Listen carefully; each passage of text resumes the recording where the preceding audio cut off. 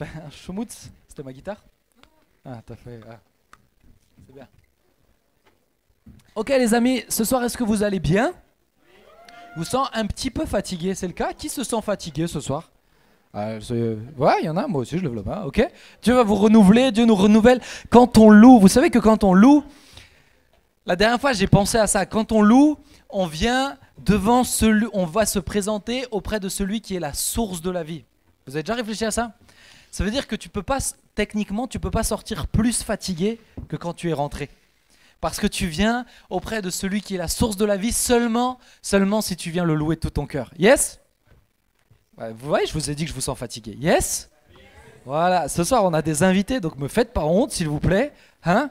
Alors, on a quelques petites annonces et ensuite je veux laisser la place à un témoignage, vous allez voir. Ah non, d'abord à une autre annonce à JJ, Jérémy.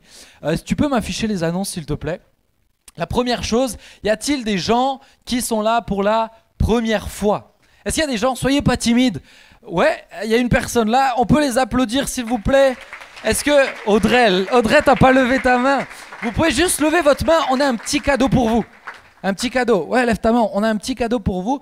Ici, il y a Audrey qui est devant. Audrey, je suis ravi de la voir, elle va être timide, elle est gênée, mais c'est l'occasion de faire sa connaissance. Demain, elle se fait baptiser et elle vient de Cologne en Allemagne pour se faire baptiser.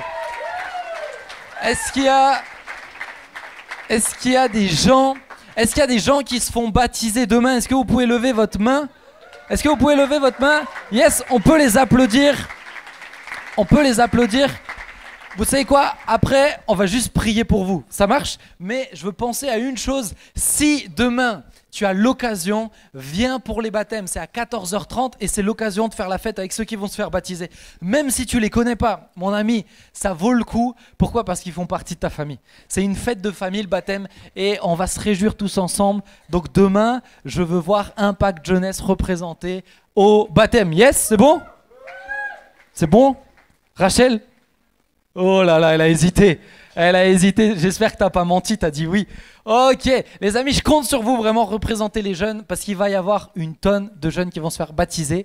Mais vous savez quoi? On va tout de suite prier pour vous. Ça marche? Tu te fais baptiser? Bah oui. Mélodie, tu te fais baptiser? Ah, tu t'es déjà fait baptiser. Ah bah voilà. Ok. On va prier pour ceux qui ont levé leurs mains. Seigneur, merci parce que tu es un Dieu fidèle. Et on veut vraiment, Seigneur, se réjouir dans un temps de fête. C'est un temps de fête et ensemble en famille, on veut te demander de les bénir. Que demain soit un jour particulier, mais plus que demain. Seigneur, tout le voyage dans lequel ils s'apprêtent à s'engager. Seigneur, que ce voyage soit extraordinaire parce qu'il est pleinement uni à toi. Donne-leur de tenir ferme, donne-leur d'être attachés à toi et donne-leur, Seigneur, de se réjouir à la vue de tout ce que tu fais avec eux. Merci de tout cœur, Jésus, et tous ceux qui sont d'accord disent Amen. Et alors, quelques annonces. Donc, rendez-vous demain. Tu peux m'afficher les annonces, s'il te plaît. Pour ceux qui sont là pour la première fois, sentez-vous à l'aise. Si vous avez des questions, il y a des responsables. Vous allez voir Thibaut qui va prêcher et tout ça. Non, il n'y a pas besoin de ce jingle. Pas besoin de ce jingle, frérot. Merci. Mais si tu te poses des questions et tout ça, tu es vraiment à l'aise. N'hésite pas. D'ailleurs, si quelqu'un n'a pas de Bible ce soir, à la fin de ce culte, tu peux venir voir un responsable et on te donne une Bible gratuitement. Mais, je précise, si tu n'as pas de Bible, d'accord? C'est pas si tu veux une deuxième Bible. Ok? Ça marche? C'est bon? Des fois, on m'a déjà fait le coup. On m'a dit, j'ai pas de Bible et il sort une autre Bible. Je dis, mais t'es sérieux? Tu m'as menti en plus. Donc, non, c'est si tu n'as pas de Bible. Ok, les annonces. Il y a un groupe qui se lance d'intercession, mais ça, tu peux le passer. On va le passer. On vous le réexpliquera, les réseaux sociaux. Voilà, alors sur Instagram, vous avez toutes nos infos. Si tu n'as pas Instagram et que tu ne veux pas Instagram, ce n'est pas un problème. Tu viens voir un responsable, on prend ton numéro et on t'enverra toutes les infos. Mais il y a également les prédications sur Icos Mulhouse. Alors, on fait notre mea culpa pour ceux qui suivent. On a eu quelques bugs sur les dernières prédications. Elles seront mises en ligne, mais on a un peu de retard. Donc actuellement, vous n'avez pas pu voir par exemple le premier message de cette série, mais c'est pas grave, vous le réécouterez en replay. C'est Icos Mulhouse et vous avez aussi les prédications du Perchoir. Tu peux m'afficher la suivante s'il te plaît. Prochaine soirée le 12 novembre, c'est la semaine prochaine, c'est ça? C'est ça, hein, c'est la semaine prochaine? Bah oui, c'est ça. Donc prochaine soirée, semaine prochaine. Voilà. Bah oui, prochaine soirée pour la fin de la... Voilà. C'est quoi le thème de la série? Monde occulte, voilà. Et là, j'ai cru qu'il allait me. Il m'a daronné, on dirait il m'a grondé. Monde occulte, ok. Monde occulte, exactement. C'est important pour nous de vous sensibiliser sur le monde occulte. Il y en a plein qui se posent des questions. C'est hyper important que vous découvriez pas juste le monde occulte, mais comment répondre face au monde occulte. Yes? C'est toujours bon? Frère Ab, c'est bon? Frère Ozer, c'est bon? C'est bon? C'est bien, Lucas? T'es là? T'es présent? Ça fait plaisir. Lucas, c'est pour Thibaut et Jérémy. Lucas, c'est ma cible préférée. Quand il est là, j'aime bien le gêner, j'aime bien l'interrompre. Ça fait plaisir parce qu'il parle tout le temps. On peut m'afficher la suivante, s'il vous plaît? Eh ben, c'est tout. Alors, ce soir, on a une annonce un peu spéciale et j'en ai profité pour lui demander un témoignage. Et j'aimerais qu'on puisse le remercier d'être venu. C'est Jérémy Young qui est pasteur à la PO aussi.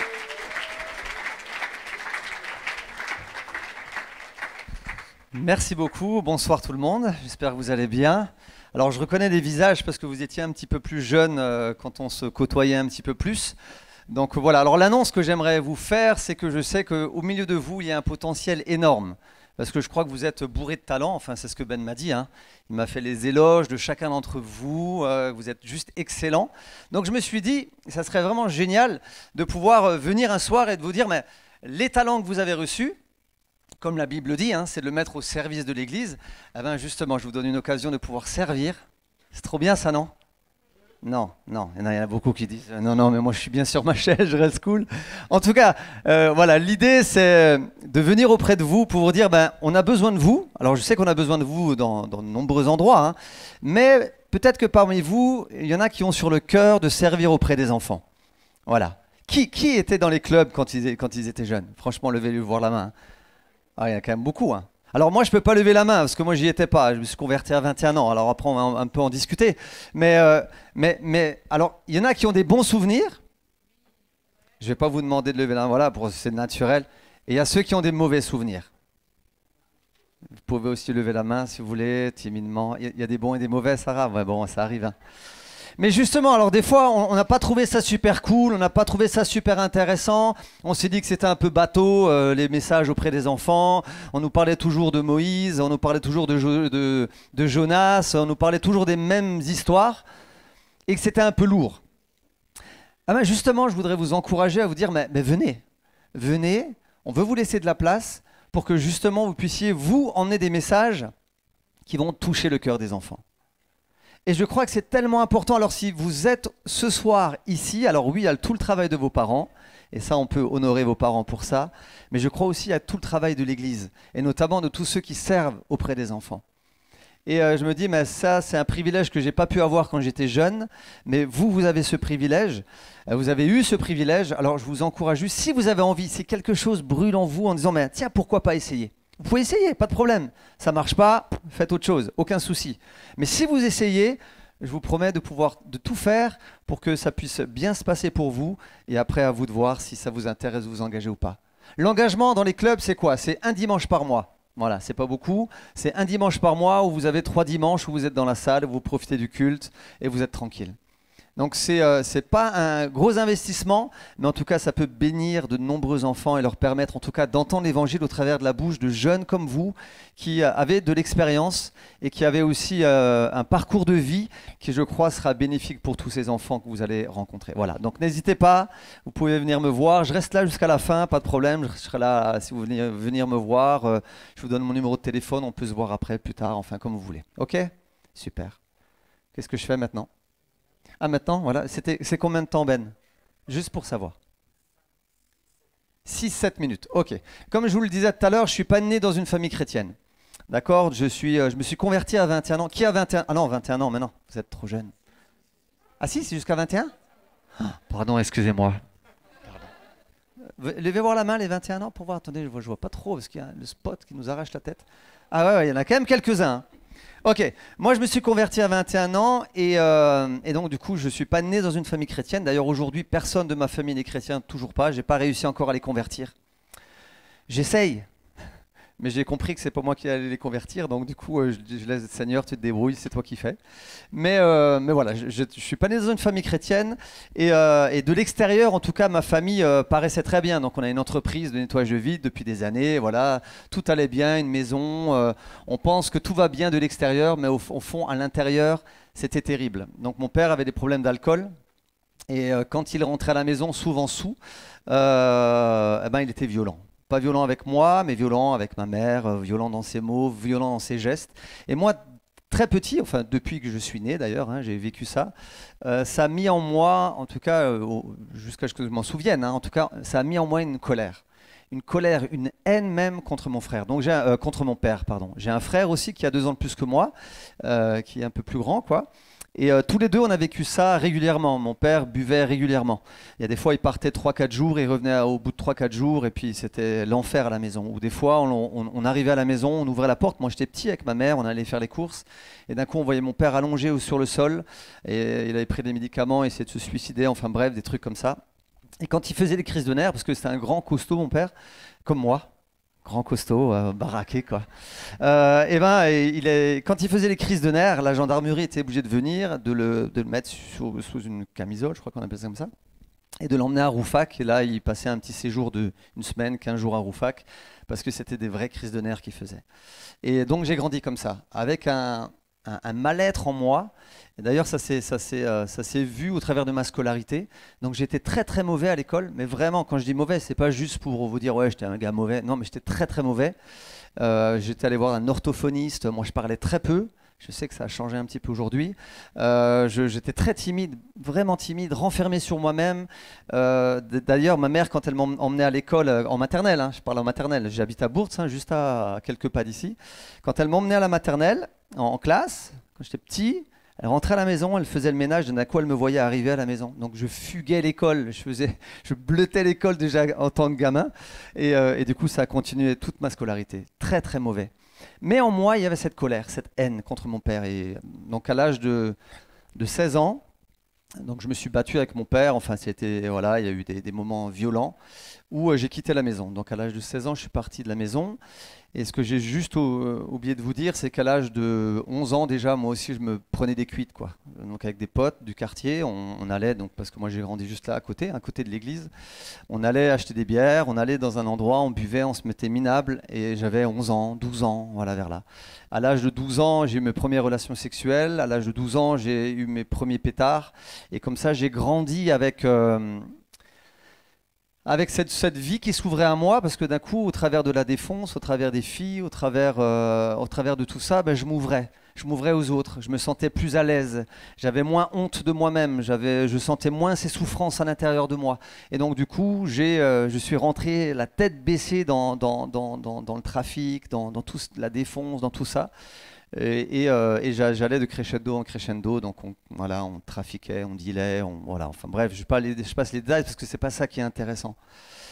Parce qu'au fond de moi, il y avait ce vide, vraiment ce vide. Et ce vide, quelque part, de l'amour d'un père. Ça a été pour moi quelque chose de terrible, parce que maintenant je suis grand, maintenant j'en ai 49, donc voilà, j'ai un petit peu vécu, j'ai un peu grandi, j'ai un peu compris certaines choses, mais j'ai compris que mon père m'aimait. C'est pas la question que mon père m'aimait pas, mais qu'il ne savait pas comment m'aimer. Quand j'ai commencé à réfléchir à mon grand-père, donc son propre père, il était horrible. C'était un homme qui nous a toujours détestés avec mon frère. Nous, on était un peu je vais dire le mot, hein, les bâtards de la famille, parce que la drogue, la délinquance, voilà, toutes ces choses-là, nous on était les sales gosses, donc hop, on était catalogués. Mais mon grand-père était très méchant, jamais manifesté aucun geste d'amour envers mon père. Donc mon père n'a pas appris. Mon père ne savait pas. Mon père ne connaissait pas ça. Et mon père, dès l'âge de très jeune aussi, mon grand-père emmenait tous ses enfants, donc ils étaient 6 quand même, hein, il emmenait tous ses enfants au bistrot pour aller boire, pour après casser dans tout le... C'est tous débarraqués, il cassait tout le bistrot et après il partait. Donc mon père, il a grandi là-dedans. C'est seulement plus tard que j'ai compris ça. J'ai compris que mon père m'aimait, mais il ne savait pas comment me le dire. Et encore aujourd'hui, mon père ne m'a jamais dit je t'aime. Mon père ne m'a jamais pris dans ses bras. Mon père ne m'a jamais appris quelque chose. J'ai bossé 20 ans avec mon père, c'est pas lui qui m'a appris le boulot. C'est juste pour vous dire. Et ça a été quelque chose pour moi de difficile. Donc bien sûr la drogue, les femmes, les boîtes de nuit, tout le monde, tout ce monde-là me donnait envie et je m'éclatais dans ce monde-là. Mais au fond, j'avais cette blessure, ce manque de l'amour d'un père. Et Dieu, dans toute cette histoire, moi j'ai toujours cru en Dieu. Mais j'ai fouillé, je suis parti en Afrique, j'ai commencé à pratiquer l'islam, je cherchais Dieu. Parce que la religion, comme on nous la propose aujourd'hui, notamment, alors je le dis, mais catholique et tout ça, moi je voyais déjà l'arnaque de loin, je voyais le truc, pour moi c'était, non, c'est du baratin. Donc j'ai cherché dans différentes religions, et notamment l'islam, et j'ai pratiqué l'islam. Alors j'avais des potes musulmans, mais c'est pas parce que j'avais des potes musulmans pour leur faire plaisir que je pratiquais l'islam, c'est parce qu'au fond de moi, je cherchais ce Dieu. Je cherchais quelque part l'amour du Père. Et donc un jour, un ami m'a témoigné de Jésus, que Jésus avait changé sa vie. Et je lui ai dit, mais toi t'es complètement cinglé, quoi. Alors lui, il fumait plus que moi en plus, hein, donc je me dis, lui, il a trop fumé. Et alors, il m'a parlé de l'église. Alors lui, il était en Martinique, il m'a parlé de l'église. Et je suis venu alors imaginez un dimanche matin à 11 h. Donc tout le monde est assis, la prédication commence, moi j'arrive. Alors moi je fumais dès le matin, ma vie c'était ça. Et j'arrive, je m'installe au fond, je reste 5 minutes et je me dis mais je comprends rien de ce qu'ils racontent, ils sont tous débiles dans ce truc, et je suis ressorti de l'église. Et peu de temps après, quelques mois après, cet ami est revenu parce que son père est en train de mourir d'une cirrhose de foie. Et là il me témoigne de Jésus. Et moi la drogue, j'aimais ça, enfin j'aimais la défonce. Parce que je voudrais quand même vous dire que la défonce c'est bon. On vous a souvent dit que c'était pas bon. Non mais c'est bon, sauf que ça te détruit. Sauf que ça te détruit tout. Sauf que ça détruit ta vie, ça détruit tes capacités, ça détruit tes talents, ça détruit tout ce que tu peux être. Mais c'est bon. Parce que si c'était pas bon, pourquoi il y a autant de toxicos? Si c'était pas bon, pourquoi il y a autant d'alcooliques? C'est que c'est bon, mais sauf que ça te détruit. Et donc cet ami me parlait comme ça, et puis à un moment donné, il me dit, mais si tu veux, et moi ça m'intéressait, parce qu'on parlait vraiment, et puis moi je rejetais pas Dieu, je cherchais Dieu. Et quand il m'a dit, mais ok, jusqu'à 3 h du mat, on a parlé un samedi soir, et il m'a dit, si tu veux, demain, tu viens avec moi à l'église. J'ai dit, ok, je viens avec toi à l'église. Et il m'a dit un truc hyper important. Il m'a dit, mais ce soir, bon, t'es un peu défoncé. Lui, il fumait plus, hein, libéré totalement. Moi, j'étais fracassé. Et il me dit, mais ce soir, quand tu rentres, tu demandes à Jésus, si tu existes, alors montre-moi-le. Je dis, ok, ça marche. Je suis rentré à la maison, je me suis mis à genoux. Non, je ne sais même pas si je me suis mis à genoux, mais je crois que je me suis mis à genoux. Et j'ai juste dit, bon, Jésus, si tu existes, tu me le montres. Parce que tous ces baratins-là, moi, ça ne m'intéresse pas. Tu me le montres juste. Il ne s'est rien passé. Je me suis endormi. Alors, j'avais toujours un rituel. Je me fumais toujours mon dernier pétard dans mon lit. Donc voilà, c'était mon rituel. Je fume mon dernier pétard, je réfléchis à tout ça, je m'endors. Je me réveille le lendemain matin et je me dis, je ne touche à rien. Parce que moi, je buvais un café, je fumais un pétard. Donc toute la journée, c'était comme ça. Et je dis, non, là, je touche à rien. Je vais rester clean parce que je sentais au fond de moi que j'avais un rendez-vous. Mais je connaissais rien, je connaissais pas la Bible, je connaissais pas l'église, je connaissais que dalle. Et j'ai dit, mais je savais que, je sais pas, il y avait un rendez-vous, il y avait quelque chose d'important. Et j'ai dit, ok Dieu, si tu es là, c'est toi qui me le montres. Et je suis arrivé, il y avait tellement de voitures, je dis, mais qu'est-ce qu'ils ont tous à venir ici? C'est pas possible, ils sont incroyables, mais qu'est-ce qui se passe et tout. Alors on voyait les poissons encore, je dis, mais dans quoi je mets les pieds? Enfin bref. Et j'étais avec 2 potes musulmans aussi qui sont venus avec, et donc l'ami qui nous a invités. Et on s'est mis tout au fond. Je voulais que personne me touche, que personne me parle, je voulais aucun contact avec personne.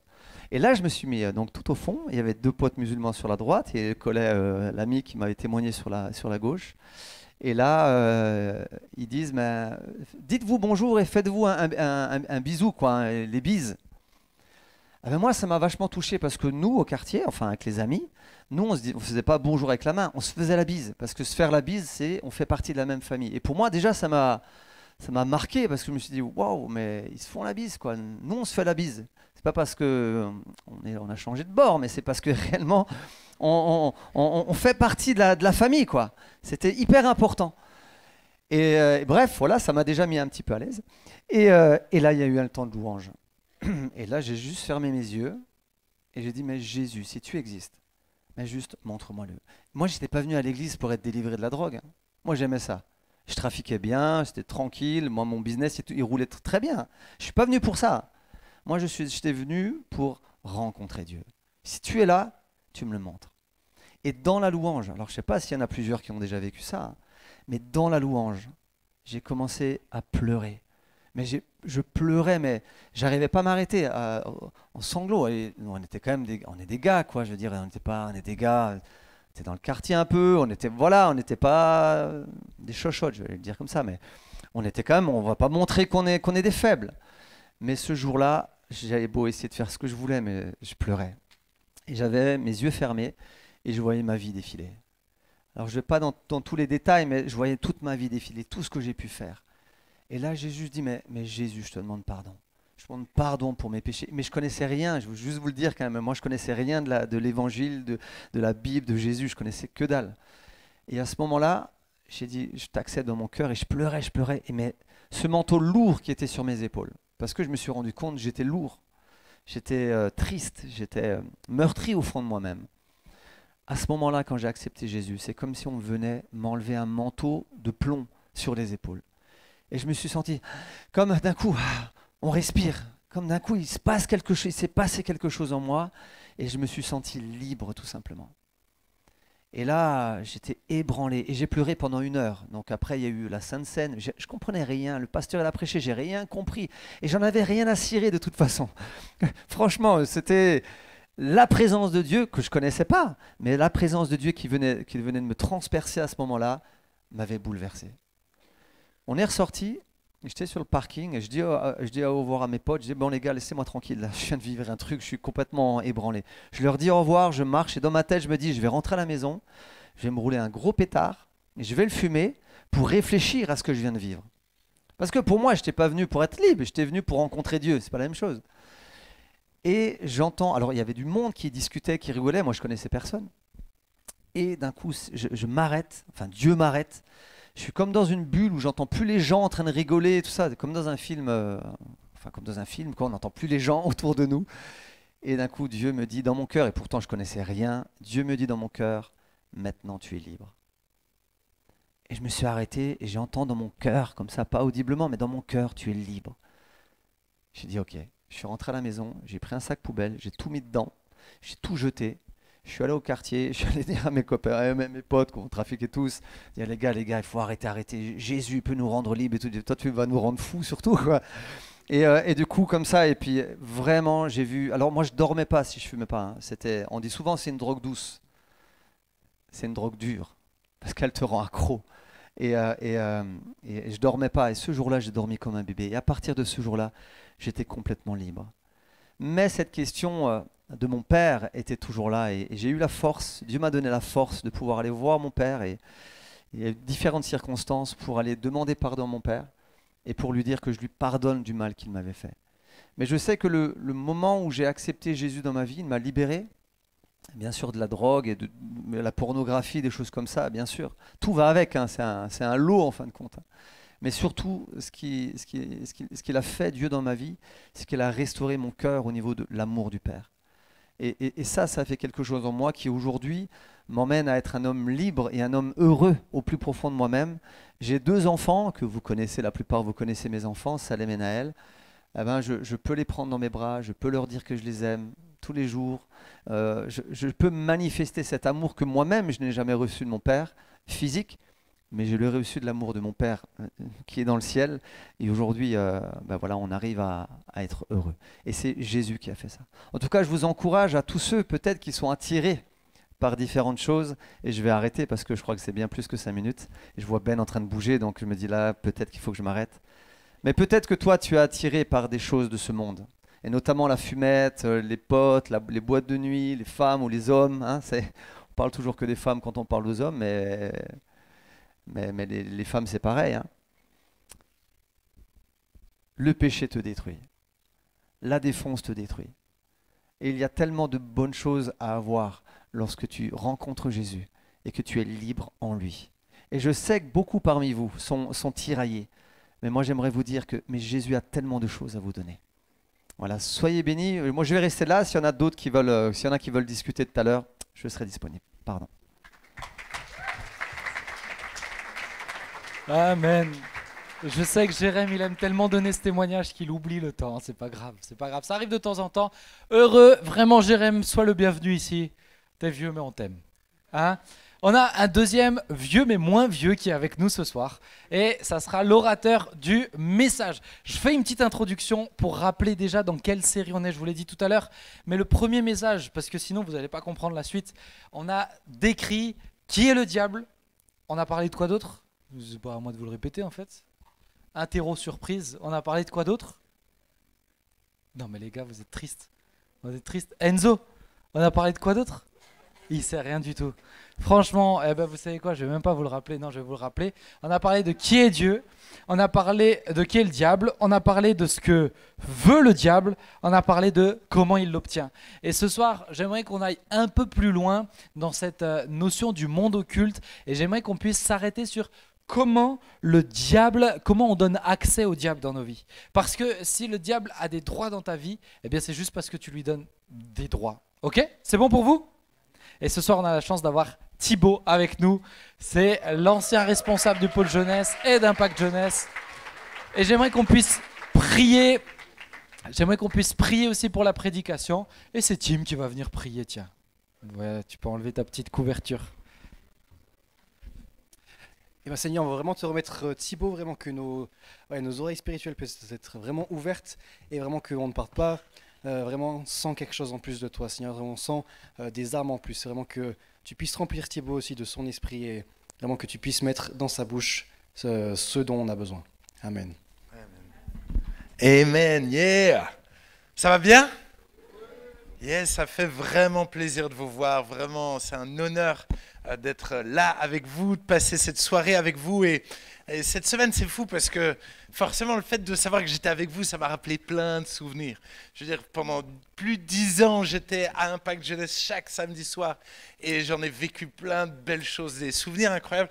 Et un de mes souvenirs qui m'est tombé dessus, c'est qu'il y avait un jeune Ruben qui... il venait de temps en temps, mais honnêtement, ça le gavait un peu Impact. Il n'était pas très chaud avec Dieu, tu vois. Et un jour, je passe dans le coin de chez lui et je m'arrête et je me dis, je vais lui faire une visite surprise. Et je vais le voir. Et ce qu'il me raconte plus tard, c'est que dans sa tête, il s'est dit, c'est mes parents qui m'ont arnaqué. Ils ont carrément envoyé le pasteur pour me casser les pieds pour que je me convertisse. Et moi, je ne sais pas qui pense ça de moi, tu vois.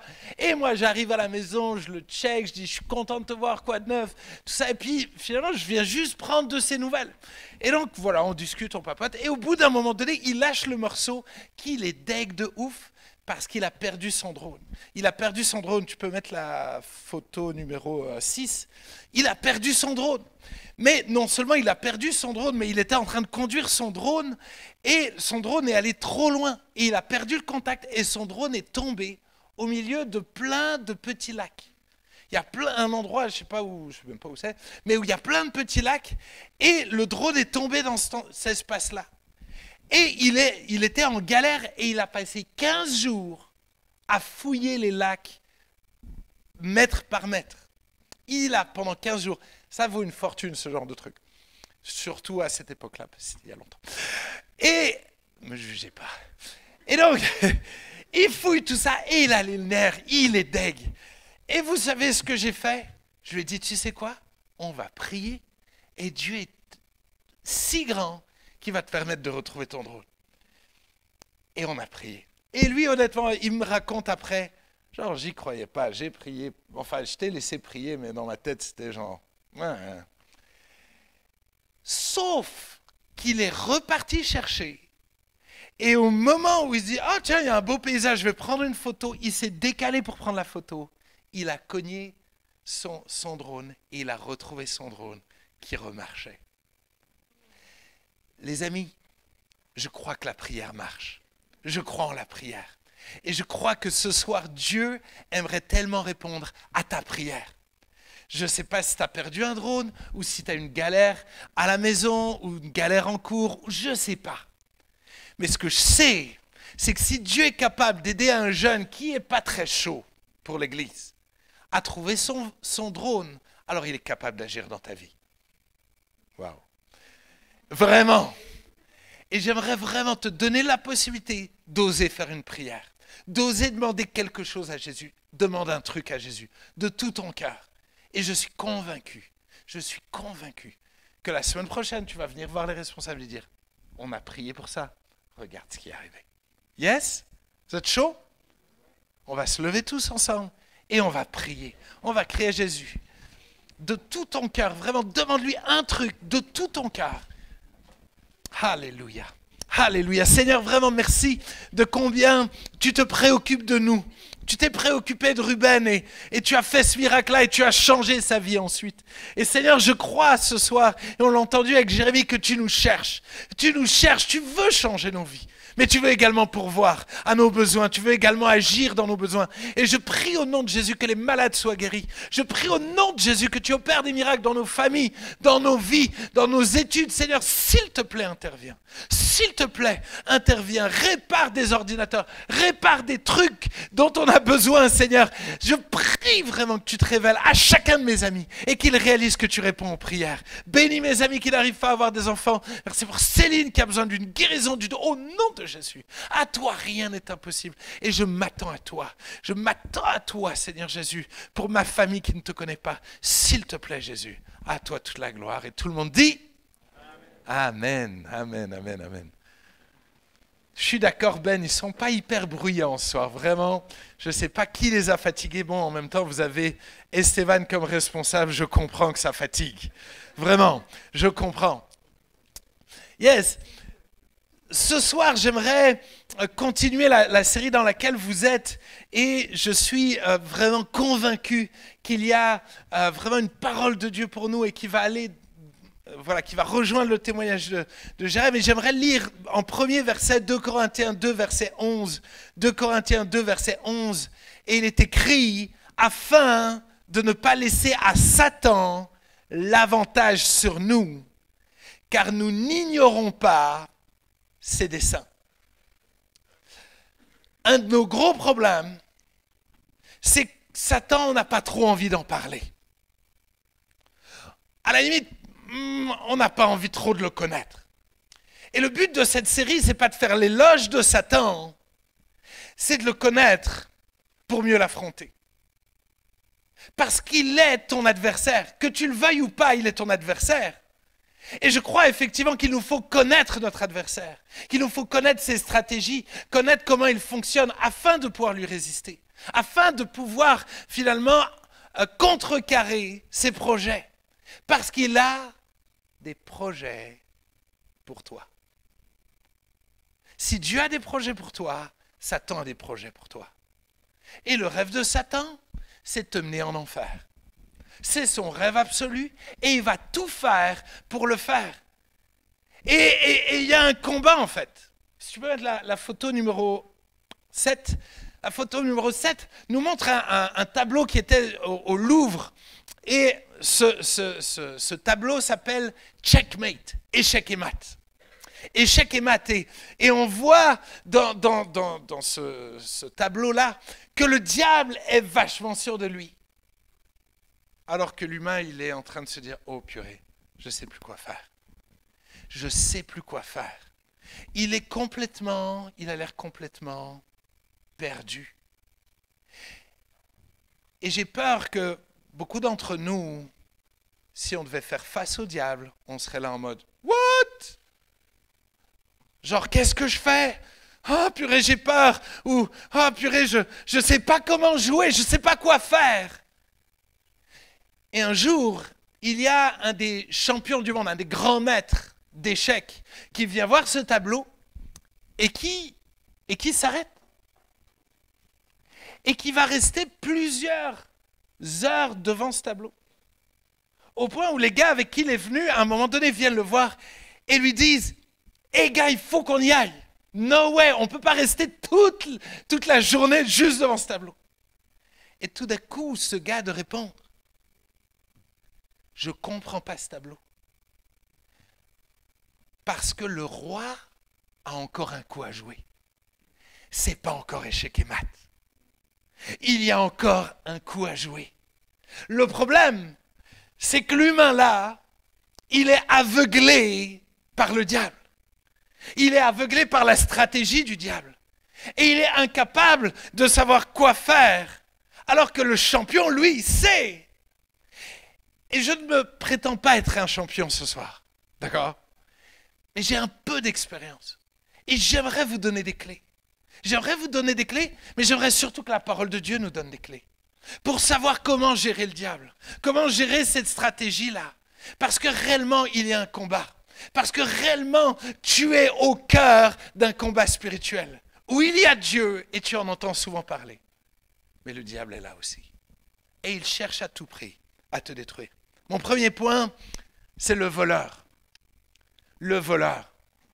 Vous l'avez vu la semaine dernière, le diable n'est venu que pour dérober, égorger et détruire. Il est un voleur. Et comme tous les voleurs, il cherche à rentrer dans ta maison. Tadam! Il cherche à rentrer dans ta maison pour te voler, pour te dérober toutes les belles choses que Dieu a préparées pour toi. Toutes les belles choses qu'il t'a données. Dieu t'a donné tellement de talent. Dieu t'a donné un style trop cool. Enfin, certains plus que d'autres. Tim, c'est pas grave si je t'ai regardé, hein, d'accord, tout va bien. Mais Dieu t'a donné tellement de choses. Et le diable aimerait te dérober. Le diable aimerait s'infiltrer chez toi pour te dérober. Mais plus que ça, il aimerait dérober, égorger et détruire. Et il va y aller petit à petit. D'abord, il va simplement commencer par dérober. Ensuite, il va commencer à te faire souffrir dans la finalité de tout détruire. Il va aller par étapes. Petit à petit, il veut s'infiltrer chez toi pour te détruire. Et il rôde. Il rôde. Allez, petite illustration. Tali, tu ferais un super diable. Vraiment, je suis désolé. Mais quand je pensais, je me suis dit, ouais, Tali, vraiment. Yes, je veux bien. Tu enfiles ça. Tali, elle paraît toute chou, d'accord? Elle paraît toute chou. Mais il faut se méfier de ce qui paraît trop chou. Il faut se méfier des fêtes d'Halloween. Il faut se méfier des trucs qui paraissent pas si graves que ça. Un peu comme Tali. Ça paraît pas si grave. Pourtant, elle rôde, cherche... Waouh, j'ai vraiment choisi un diable pas très doué. Mais c'est pas grave. Voilà, super, voilà. Et donc, ça fait vraiment chelou. C'est pas le meilleur déguisement. Attends, je crois que j'ai un deuxième. Non, tu vas en mettre même deux. C'est mieux, c'est mieux. C'est mieux, non? Là, ça commence à devenir chelou, là. Et donc, regardez ce que la Bible dit. 1 Pierre 5,8. Soyez sobres, veillez, car votre adversaire, le diable, rôde comme un lion rugissant, cherchant qu'il va dévorer. Oh punaise, je suis foutu, vraiment. J'ai vraiment choisi le pire diable du monde. Mais pourquoi je l'ai choisi elle? Parce que justement, si le diable rôde cherchant qu'il va dévorer, il est un lion. Mais la Bible dit qu'il se déguise en ange de lumière. Donc il y a un peu cet équilibre entre c'est le diable, mais elle essaye d'être chou. Et ça marche. Vous ne faites pas avoir aussi vite avec le diable. Mais, et donc, ce que le diable fait, j'allais dire, ce que le diable fait, c'est de chercher, de rôder, dans le but à un moment donné de saisir l'opportunité pour te dérober, pour t'égorger, pour te détruire. Le diable rôde. Le diable rôde. Et il s'infiltre. Et il s'infiltre un peu partout dans la société. Et il cherche impérativement à rentrer dans ta vie. Il va tout faire pour rentrer dans ta vie, pour s'infiltrer chez toi.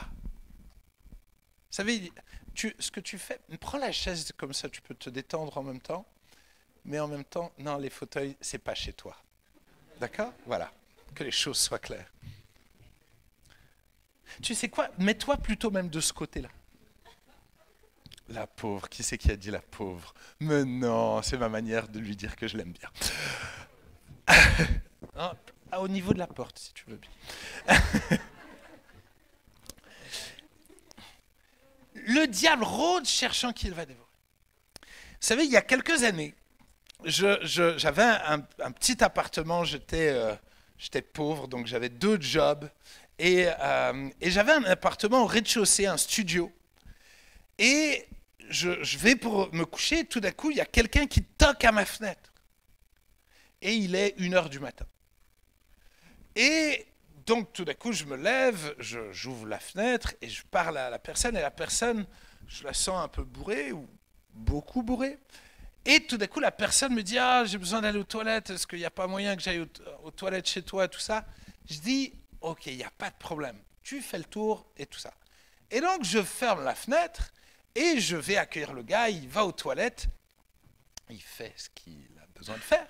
Et il ressort, et puis là, il dit « Oh non, je suis trop fatigué, je suis pas bien, je vais dormir chez toi. » Je dis « Je suis vraiment cool, mais là, j'ai qu'un lit, et je vais te ramener chez toi, d'accord? Vraiment, il n'y a pas de problème, je vais te ramener chez toi, je vais te raccompagner, tout ira bien. » Et pendant que je lui dis ça, il rouvre en grand la fenêtre. Et il est 1h du matin, donc je me dis « Waouh, loulou, n'ouvre pas grand la fenêtre. » Et donc, ce que je fais, c'est que je referme la fenêtre, mais pas complètement. Je ferme pas complètement la fenêtre. Et je lui dis, ok, maintenant on y va, et je te raccompagne. Et je pars le raccompagner chez lui. Et quand je reviens, mon appartement a été complètement saccagé, volé. On m'a tout volé, enfin tout volé. Les trucs précieux que j'avais. Ce qui veut dire pas grand-chose. Mais, en attendant, j'avais mon ordinateur, j'avais des trucs desquels je tenais. Et j'étais là, je dis, mais... J'ai carrément appelé la police, ils sont venus, ils ont fait des trucs empreintes, ils ont trouvé que dalle et tout ça. Mais il y a une chose que je me souviendrai toute ma vie. C'est pourquoi j'ai pas fermé cette foutue fenêtre. Est-ce qu'ils étaient de mèche? J'imagine. J'en sais rien. Mais pourquoi je n'ai pas fermé cette foutue fenêtre? Si j'avais fermé cette fenêtre, il n'aurait jamais pu rentrer. Le problème, c'est que dans nos vies, souvent, on ouvre une porte et tout d'un coup, le diable qui rôde. Le diable n'est pas partout, vous l'avez vu la semaine dernière. On est d'accord? Il rôde cherchant qui il va pouvoir dérober. Et s'il voit une porte ouverte, qu'est-ce qu'il fait?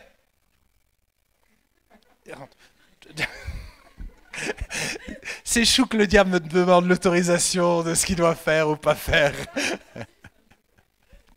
Bon, t'inquiète, on y revient, on y revient. Mais ce qui est fou dans l'histoire, c'est que je n'ai pas complètement compris la leçon. Parce qu'il n'y a pas si longtemps, on était invités chez des amis. Et d'habitude, j'ai toujours mon sac avec moi. Et pour une fois, je l'ai laissé dans ma voiture. Et il faisait chaud. Et, je ne vais pas dénoncer ma femme, mais ma femme a laissé la fenêtre ouverte. Ouais, maintenant, c'est une bonne excuse. Ça vaut la peine d'être marié. Et donc, on va manger, c'est cool, c'est fun et tout ça. Et quand on revient, tout d'un coup, je vois toutes les affaires de mon sac sorties. Et je ne comprends pas tout de suite. Sauf que quelqu'un a vu la fenêtre ouverte et m'a volé mon iPad et mon portefeuille. Et de me dire, mais pourquoi j'ai pas compris la leçon? Bon, je laisse souvent ma voiture ouverte encore aujourd'hui. Ça, c'est un autre problème. Mais s'il y a quelque chose que tu veux pas qu'on te vole, ne laisse rien d'ouvert. Si tu veux pas qu'on te vole, ne laisse pas les choses ouvertes. Ne donne pas l'opportunité aux voleurs de te voler. Parce que le diable va tout faire pour te voler. Regardez, Luc 22, verset 31-32. Luc 22, verset 31-32. Jésus va dire à Pierre, Simon, Simon, Satan t'a réclamé pour te cribler comme le froment. Mais j'ai prié pour toi, afin que ta foi ne défaille pas. Et toi, quand tu seras converti, affermis tes frères. Jésus lui dit, oh loulou, le diable, il est chaud. Il veut défoncer. Il veut te marave. Il veut te pourrir la vie. Moi, j'ai des rêves pour toi. Mais gars, il faut que tu veilles. Moi, je prie pour toi. J'ai des trucs de ouf pour toi. Et le diable cherche à te cribler comme le froment. Il cherche à te secouer comme jamais. Il cherche à te voler ma bénédiction et mes rêves. Et Jésus va dire, j'ai prié pour toi. Et je crois que Jésus est au ciel. Et la Bible dit qu'il intercède pour nous. Pourquoi? Parce que nous sommes en danger. Et la plupart d'entre nous, on ne se sent pas en danger. C'est Halloween. C'est génial. On peut manger des bonbons, regarder des films qui font peur. C'est stylé. Thibaut, tu ne sais pas. Mais la vie, elle est stylée quand on fait n'importe quoi. Quand on fume des bédos. Tout va bien. C'est pas grave. Je plane juste un petit peu. Et l'alcool, c'est bon. Et tout d'un coup, on croit que c'est bon. Et si je peux me permettre de corriger un peu mon collègue, je ne crois pas que j'utiliserais le mot bon. Je crois que je dirais que le péché est agréable, mais il n'est pas bon. Il y a une sensation qui est agréable, mais ce n'est pas bon parce qu'il est bon, c'est ce qui est durable. C'est agréable pour un temps, mais c'est éphémère. Et en plus de ça, à chaque fois que tu fais ça, qu'est-ce que tu fais?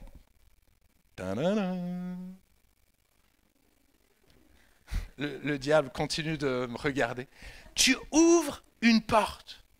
Et j'aimerais vous donner 2 exemples du Nouveau Testament où vous allez voir qu'il y a 2 personnes qui étaient dans l'église, ils étaient chauds avec Jésus, mais ils ont donné accès au diable. Et je pense que vous ne mesurez pas à quel point c'est d'actualité. Jean 13, verset 2 et versets 21 à 27. Écoutez bien. Pendant le souper, lorsque le diable avait déjà inspiré au cœur de Judas Iscariote, fils de Simon, le dessein de le livrer. Le diable avait déjà inspiré. Il avait frappé à la porte. Il avait déjà communiqué des messages, les messages qu'il fallait. Pour l'instant, il n'était pas encore rentré. Mais regardez ce qui se passe. Ayant ainsi parlé, Jésus fut troublé en son esprit. Il dit expressément, en vérité, je vous le dis, l'un de vous me livrera. Les disciples se regardaient les uns les autres, ne sachant de qui ils parlaient. Un des disciples, celui que Jésus aimait, était couché sur le sein de Jésus. Simon-Pierre lui fit signe de demander qui était celui dont Jésus parlait. Et ce disciple, s'étant penché sur la poitrine de Jésus, lui dit, Seigneur, qui est-ce? Jésus répondit, c'est celui à qui je donnerai le morceau trempé. Écoutez bien. Ayant trempé le morceau, il le donna à Judas, fils de Simon l'Iscariote. Et dès que le morceau fut donné, Satan, écoutez bien, Satan entra dans Judas. Et Jésus lui dit, ce que tu fais, fais-le promptement. Judas, c'est pas le mauvais bougre. Il était au culte toutes les semaines. Il était avec Jésus, il allait à la connexion, il était chaud. Il était avec Jésus. Il était avec Jésus. Sauf que Judas, il aimait l'argent.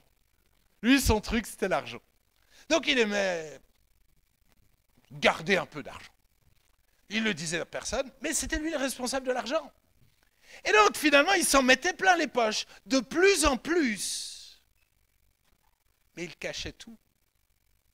Et à force de cacher ce qu'il faisait, tout d'un coup, c'est comme si la porte grandissait et le diable prenait de plus en plus de place dans sa vie.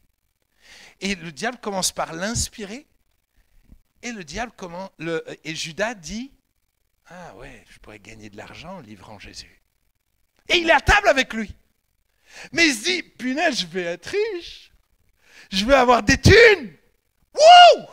Parce que les thunes, c'est bon! Vous voyez de quoi je parle? Hein? Tous ceux qui veulent devenir riches. Hello!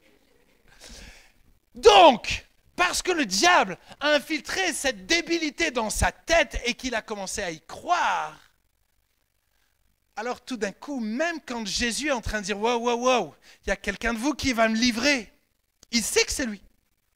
Mais il dit « Je dis rien. Je me tais. Je cache ce que je ressens. Je cache ce que je ressens. » Jésus lui donne... Pourquoi Jésus dit ça? Parce qu'il lui donne l'opportunité de se repentir. À ce moment-là, pour moi, c'est amazing grace, c'est un moment de fou. Jésus est en train de lui donner l'opportunité de dire « Oh, t'as raison, j'avais prévu ça, mais je ne le ferai pas vraiment, pardon. » Il se met à genoux, tout ça. C'est fini! Il avait l'opportunité de bloquer le diable. Mais qu'est-ce qu'il a fait? Il a ouvert en grand la porte. Et il a dit à Jésus, sors de ma vie. Et le diable, lui, est rentré. Il est rentré et il s'est posé sur le canapé. Je ne sais pas si elle va comprendre mes messages subliminaux. Et le diable est rentré par la porte. Et c'est... Tout va bien, Tali. Tout va bien.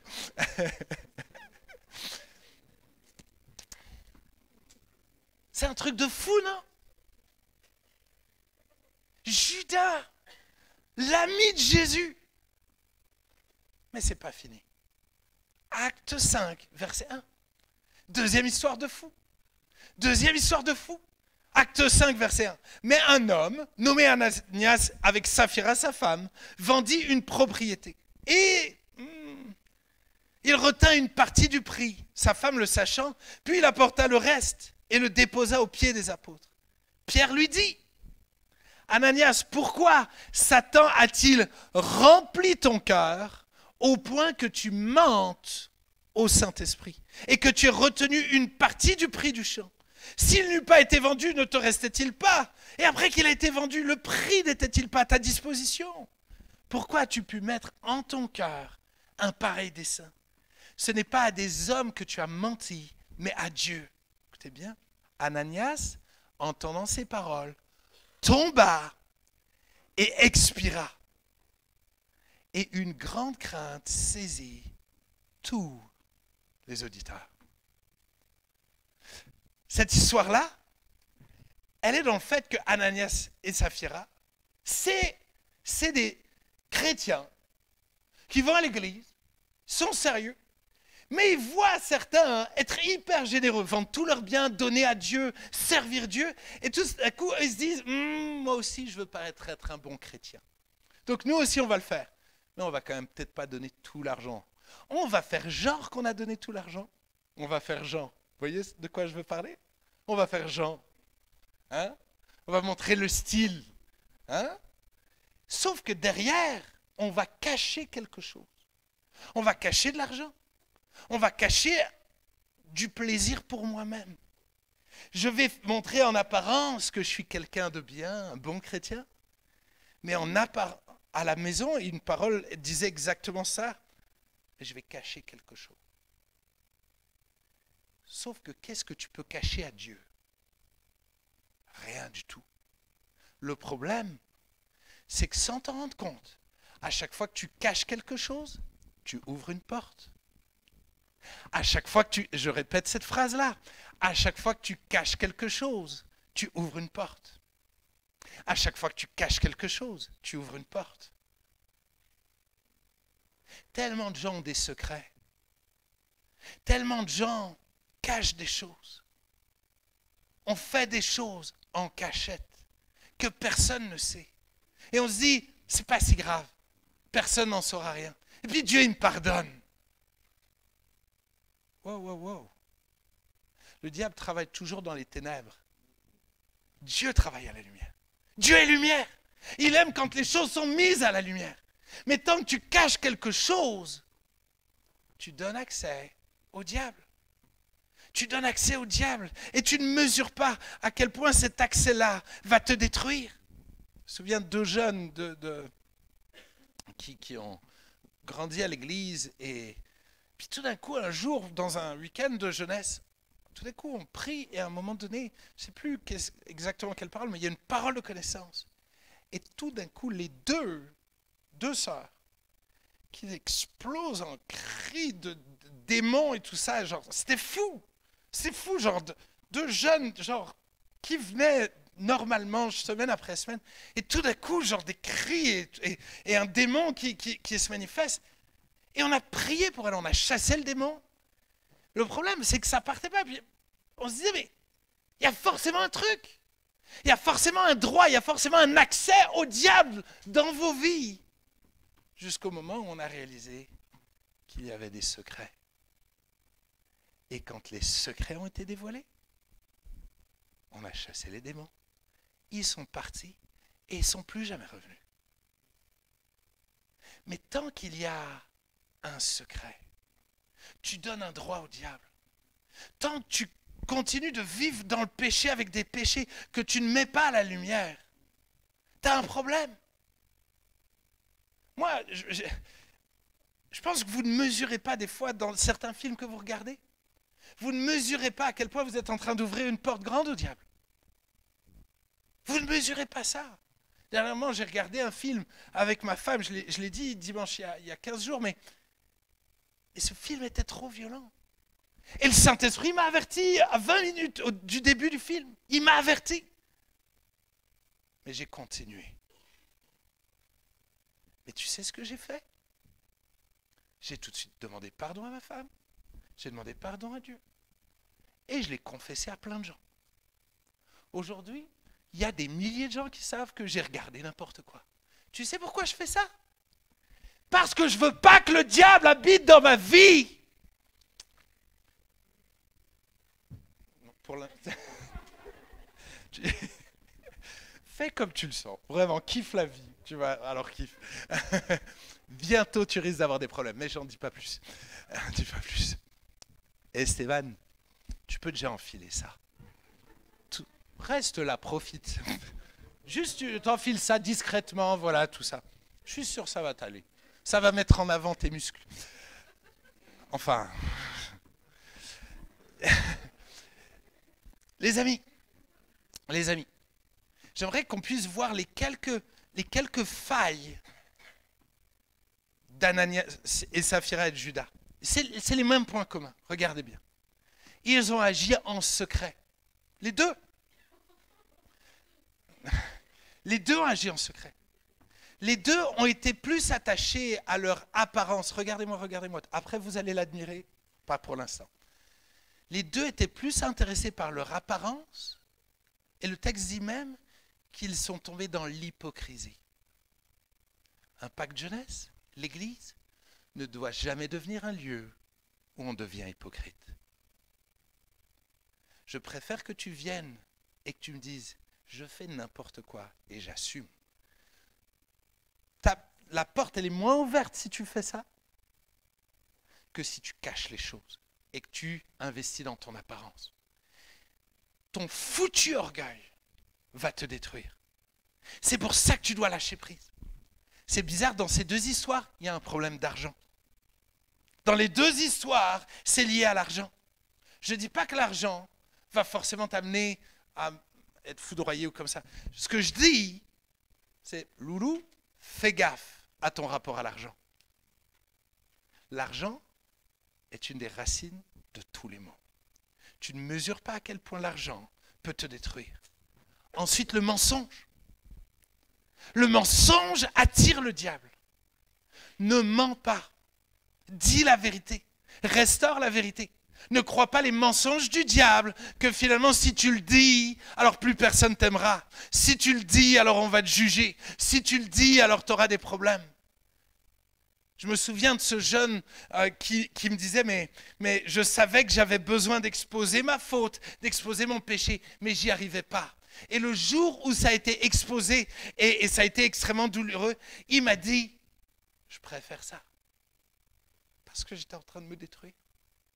Parce que c'était en train de m'empoisonner. Pourquoi? Parce qu'il y avait une porte ouverte. N'attends pas que le péché te détruise. Et n'attends pas que quelqu'un d'autre expose ton péché. Parce qu'à un moment ou un autre, parce que Dieu t'aime,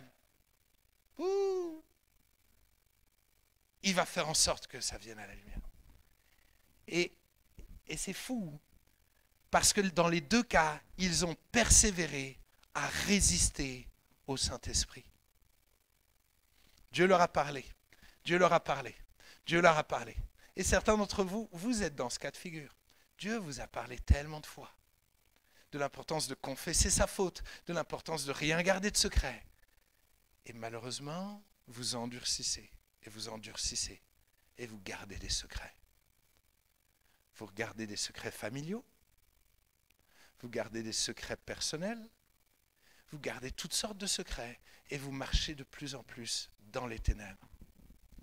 Alors bien sûr, il y a tellement de versets là-dessus, et je vais juste les énumérer, juste pour vous élargir les horizons. L'orgueil va faire tomber. Il y a les références qui sont là, si vous êtes intéressé par un de ces sujets-là, pour voir à quel point, quand vous faites ces choses-là, vous ouvrez une porte. C'est la Bible qui le dit, d'accord? L'orgueil, la rébellion, être rebelle à ses parents, loulou, porte ouverte. La violence, tu regardes des films violents, c'est pas grave, lis ce texte. L'amertume et la colère, pouh. Moi je me souviens, une fois j'ai prêché, c'était où? C'était en Algérie. Prêcher en Algérie, je prêche sur le baptême du Saint-Esprit. Et je prêche de tout mon cœur et tout ça, et à la fin, je prie pour le baptême du Saint-Esprit. Et vous savez ce qui se passe? Rien du tout. Alors je dis à Dieu, il y a un problème. Ta parole dit que tu veux baptiser les gens. Il y a un problème. Et tout d'un coup, Dieu me dit, il y a un manque de pardon. Écoutez bien. Je reprends le micro. Je dis, il y a un manque de pardon.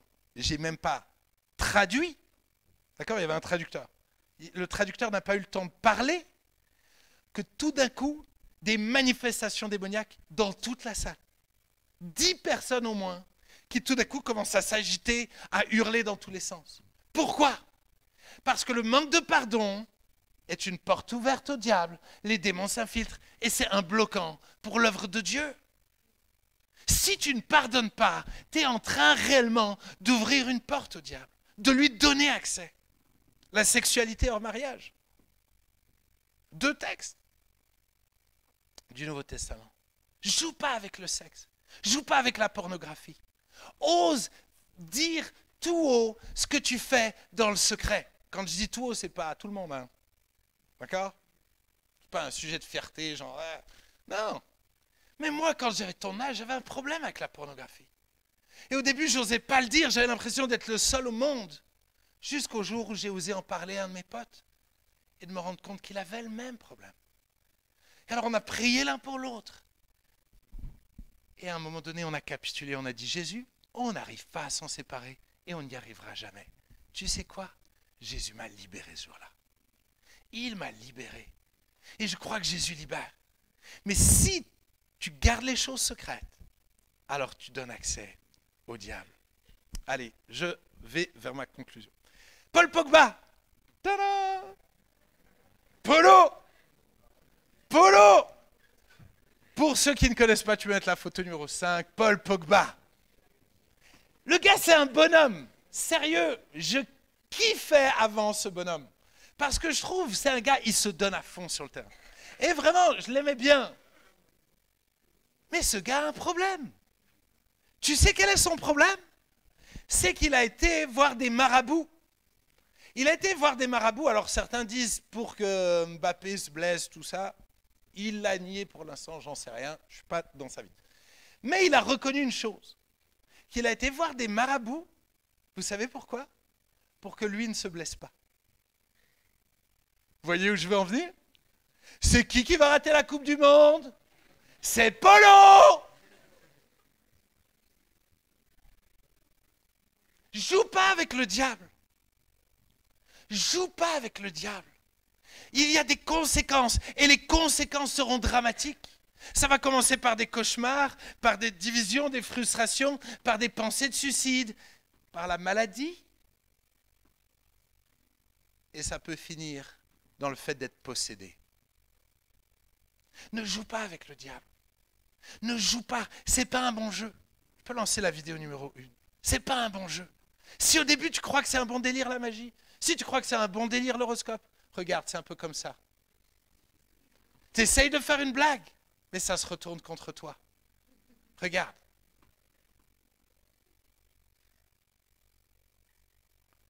Tu essayes de faire une blague.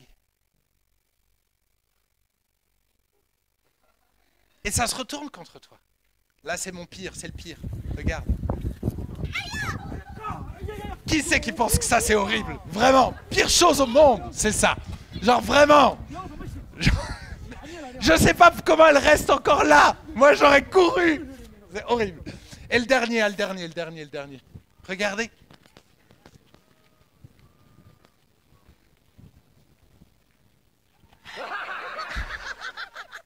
Merci beaucoup. Merci. Les amis, joue pas avec le diable. Ne lui donne pas un accès. Ne lui donne pas un accès. Sois vigilant.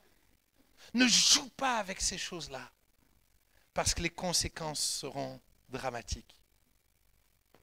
Allez, je parle un petit peu de comment fonctionnent les démons. Et après, ce qu'on va faire, c'est on va voir comment être blindé.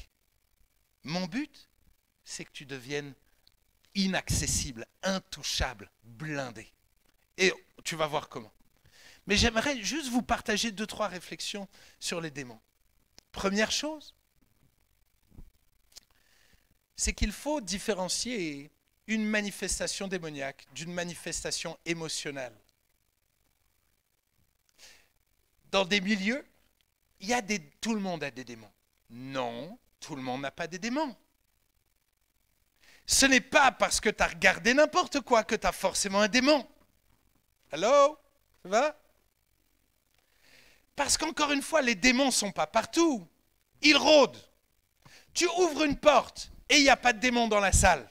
Qu'est-ce qui se passe?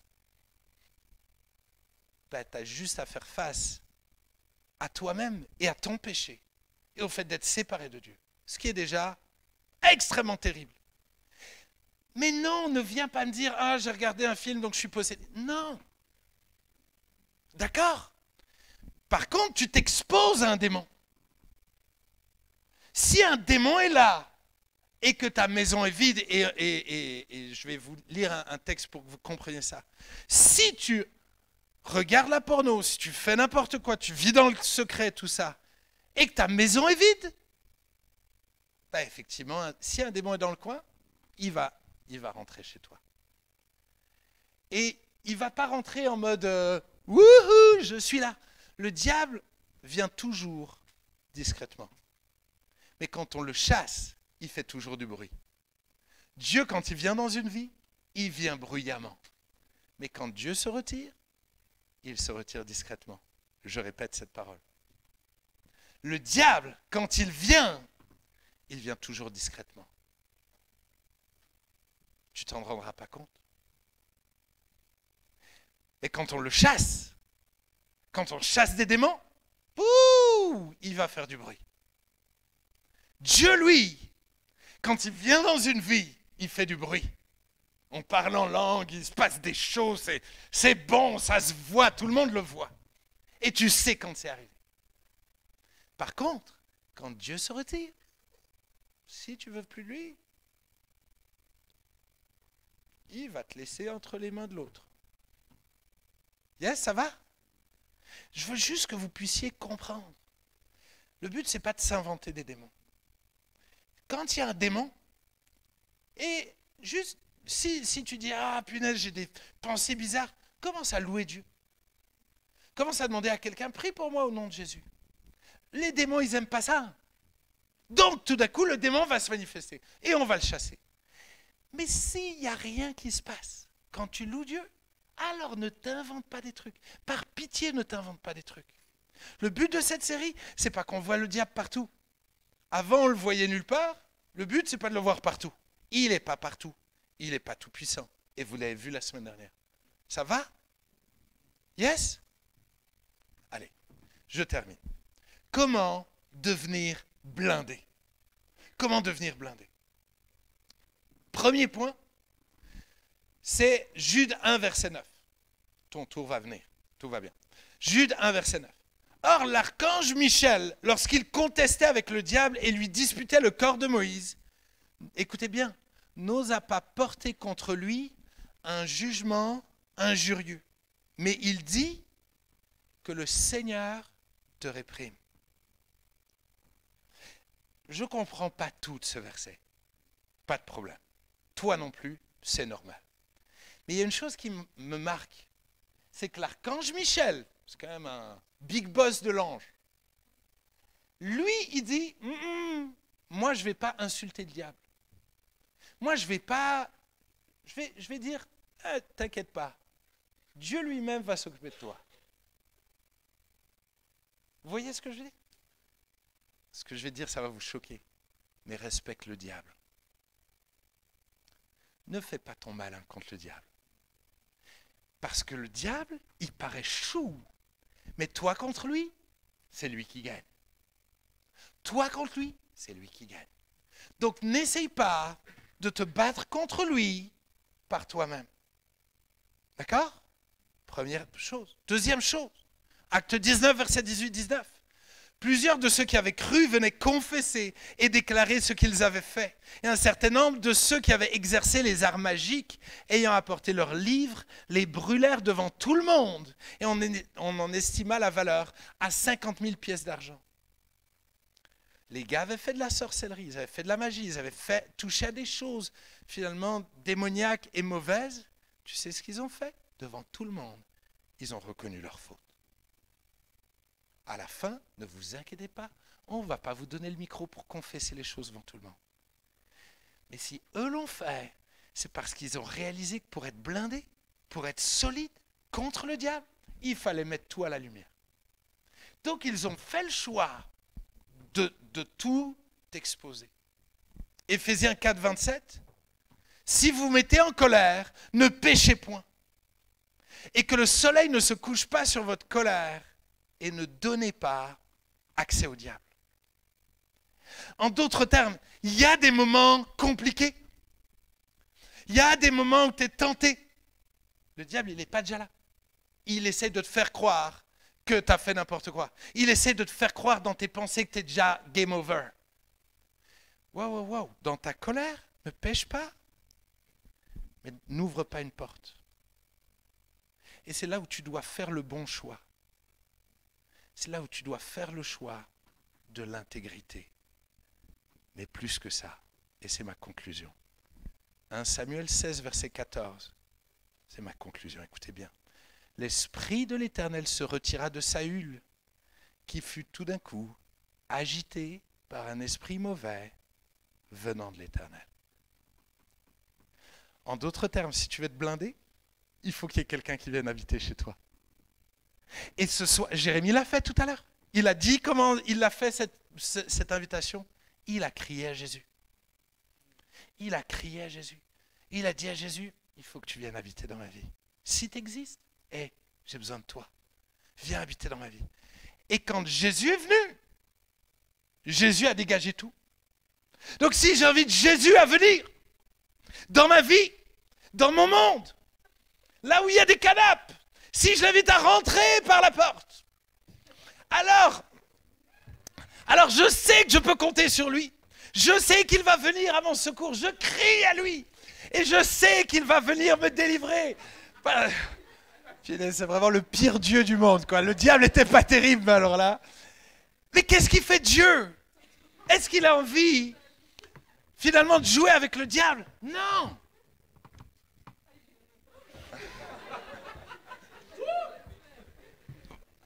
Les amis, est-ce que c'est comparable?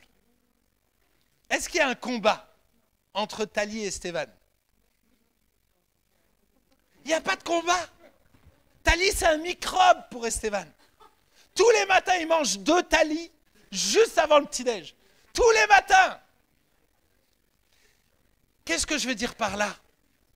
Si Dieu est en toi et que tu choisis l'intégrité, quand tu tombes, tu confesses ta faute, le diable ne pourra jamais, écoutez bien, le diable ne pourra jamais venir s'installer dans ta vie. T'es safe. Les amis, j'ai chassé des démons, j'étais exposé à plein de choses. Je suis safe. Tu sais pourquoi? Parce que Dieu habite en moi. Parce que Dieu habite en moi. Pas parce que je suis solide, pas solide, mais Dieu est solide en moi. Dieu habite en moi. Alléluia. On va fermer nos yeux si les musiciens veulent venir.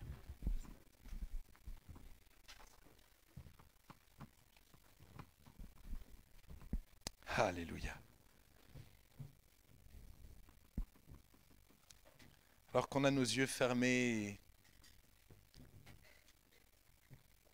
je crois qu'il y a des moments comme ce soir, des moments clés. Et ce soir, c'est un de ces moments clés. La Bible dit que Dieu frappe à la porte. Il frappe à notre porte. Et que si on entend sa voix et qu'on lui ouvre la porte, il entre.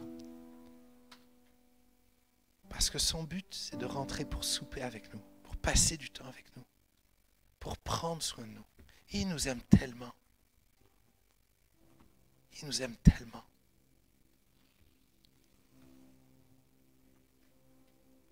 Mais Dieu ne veut pas cohabiter avec le diable. Tu ne peux pas en même temps être à la table de Jésus et à la table des démons. Tu ne peux pas continuer de garder tes secrets, ta colère, ton amertume, ton orgueil. Tu ne peux pas continuer de vivre en faisant n'importe quoi, en espérant faire cohabiter Dieu et le diable. Tu as un choix à faire. Et ce soir, Dieu est là. Et tu as envie de te remplir. Il a envie de te remplir, il a envie de venir habiter en toi, par son esprit. Il a envie de venir habiter en toi, de te sauver de tes péchés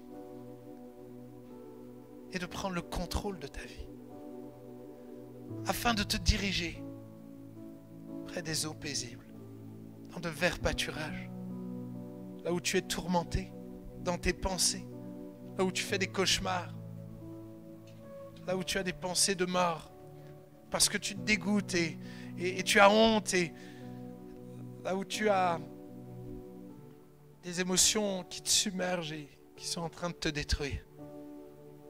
Jésus veut te sauver. Il aimerait tellement te délivrer. Et ce soir, il te tend les bras. Ses bras sont grands ouverts. Il n'a pas honte de toi. Il n'est pas là pour te juger. Dans tout le Nouveau Testament, des gens avaient fait n'importe quoi. Certains avaient 7 démons, d'autres une légion de démons. Il y avait des histoires tellement glauques. Mais Jésus s'est approché de chacun d'eux et les a délivrés. S'il est capable de délivrer quelqu'un qui a une légion de démons, alors il est capable de te délivrer du mensonge, de la pornographie. Il est capable de gérer tes secrets, quels qu'ils soient. Peu importe ce qui s'est passé dans ta famille, peu importe ce que tu as fait. Jésus n'est pas dégoûté par ce que tu as fait. Il t'aime tellement. Il aimerait te rendre libre et il aimerait te blinder. Te rendre inaccessible, intouchable, fort, capable de tenir ferme dans la tentation, dans l'adversité. Alors que je vais demander à Ben, je ne sais pas s'il est là, à Judith de nous conduire dans un chant. J'aimerais qu'on puisse se lever tous. J'aimerais que ceux qui sont là ce soir et qui sentent que Dieu leur a parlé et qui veulent réellement inviter Dieu dans leur vie et fermer la porte au diable. Alors pendant qu'on va chanter, j'aimerais vous inviter à vous approcher devant.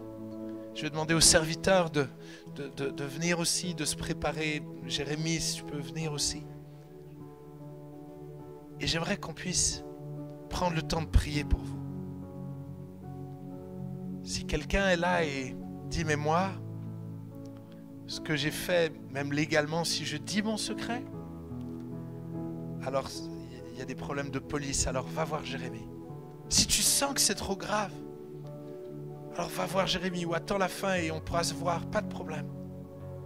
Si tu sens que c'est trop grave, alors nous on est pasteurs et on est capable de gérer tout ce que tu vas nous dire.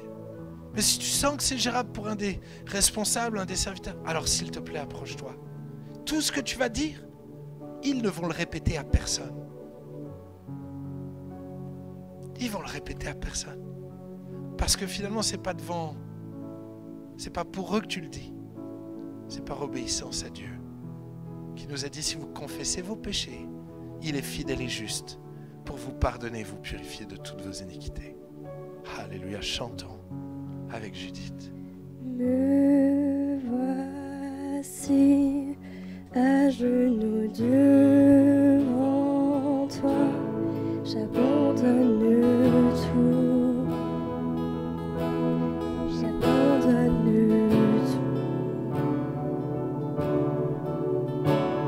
Mon seul désir, alors que tu m'as dit, c'est d'être avec toi,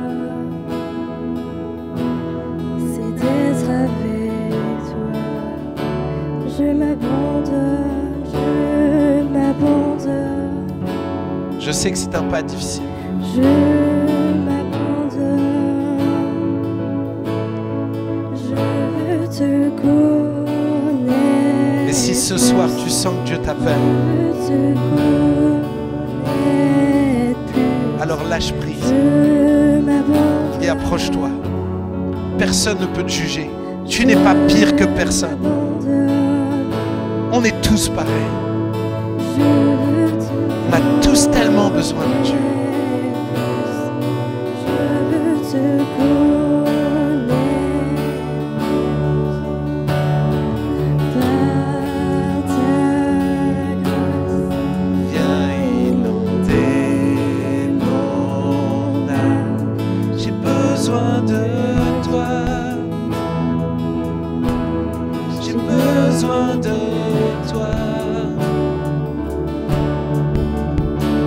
Mes bras ouverts, Tu entends ma prière. Parle à mon cœur. Parle à mon cœur. je m'abandonne, je m'abandonne, je m'abandonne. Je veux te connaître plus. Je veux te connaître.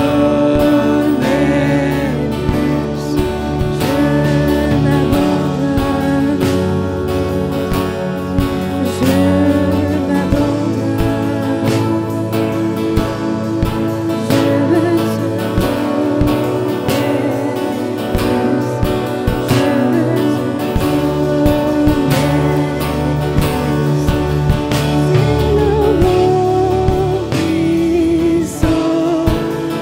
Souffle maintenant. Dieu vient régner. Dieu vient régner en moi. Déclare-le de tout ton cœur. Tel un ouragan, réveille mon âme. Dieu vient régner, Dieu viens régner en moi. Tel un vent puissant, souffle maintenant. Dieu vient régner, Dieu vient régner en moi. Une dernière fois. Tel un ouragan, Réveille mon âme. Dieu vient régner, Dieu vient régner en moi. Alléluia, alléluia. Je suis tellement fier de tous ceux qui se sont approchés de vous. Je sais que ça vous a demandé du courage. Et Dieu au ciel a tout arrêté. Et il est focus sur vous. Il est focus sur toi. Il t'aime tellement. Et il va agir. Mais il y a un combat spirituel. Parce que certains sont tiraillés à leur place. Et le diable les accuse. Et pour certains, le diable t'a même pétrifié. À l'idée de t'avancer, puis à l'idée de dire les choses. T'es comme pétrifié. Et je veux prier et proclamer réellement la liberté de Christ. Pour que tu puisses venir librement à lui au nom de Jésus. Alléluia. Esprit de Dieu, tu es là. Esprit de Dieu, tu es là et tu remplis cette salle. Tu remplis ce lieu. Et je commande à tout mensonge du diable de cesser maintenant au nom de Jésus. Au nom de Jésus. Tout mensonge du diable, tout blocage maintenant, vous lâchez prise. Et que ceux qui veulent venir à Christ puissent librement ce soir venir à Christ au nom de Jésus. Que tous ceux qui veulent la liberté, que tous ceux qui veulent cette liberté que Christ donne soient libérés maintenant. Et qu'ils puissent librement s'approcher. Librement s'approcher. Toute oppression du regard des autres, toute oppression, toute accusation, vous cessez maintenant au nom de Jésus. Au nom de Jésus. Alléluia. Alléluia. Alléluia. Alléluia. Alléluia. J'aimerais que nous puissions maintenant faire une prière ensemble. Et après, on va prendre le temps de prier avec chacun d'entre vous. Et vous allez pouvoir confesser votre faute. Confesser ce que vous ressentez le besoin de confesser. Ne vous inventez pas des choses. Mais si vous sentez par le Saint-Esprit qu'il vous pousse à dire quelque chose, alors dites-le. Les serviteurs seront là, Jérémie sera là, les responsables seront là. Et on va prendre le temps avec vous. Mais j'aimerais d'abord faire une prière. Et j'aimerais que tu puisses la répéter, non pas parce que c'est une prière magique ou mieux que les autres, pas du tout. Mais parce que je sais que certains d'entre vous, vous êtes là et vous avez tellement de mal à oser parler. Et j'ai envie de vous aider. Et tous ceux qui ne sont pas avancés là, ils vont vous aider aussi. Ils vont tous répéter cette prière pour libérer ta langue et pour crier à Jésus. Et on va crier à Jésus.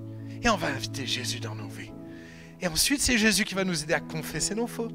C'est Jésus qui va nous libérer des cauchemars. C'est lui qui va faire son œuvre. Mais on va crier à lui.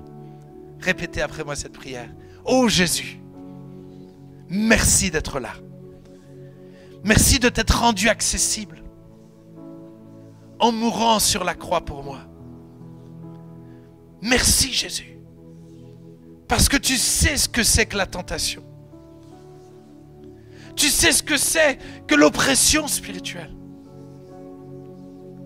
Mais tu as tenu ferme et tu as vaincu le diable. Tu as vaincu les démons.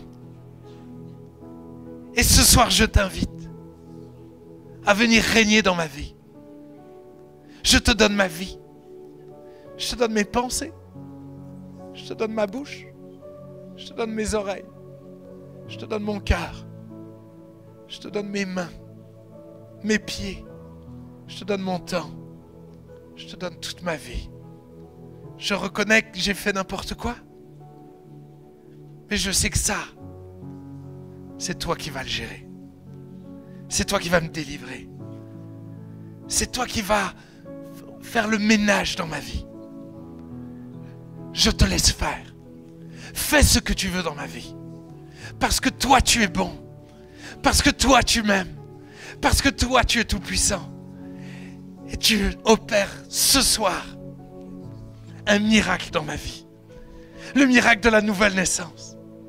Dans le nom de Jésus, j'ai prié. Amen. Amen. Alléluia. Alléluia. Alléluia. Je suis tellement fier de vous. Tellement fier de vous. On va continuer de chanter, louer Dieu. La Bible dit que la musique, quand on adore Dieu, les démons fuient. Les puissances spirituelles n'aiment pas la louange.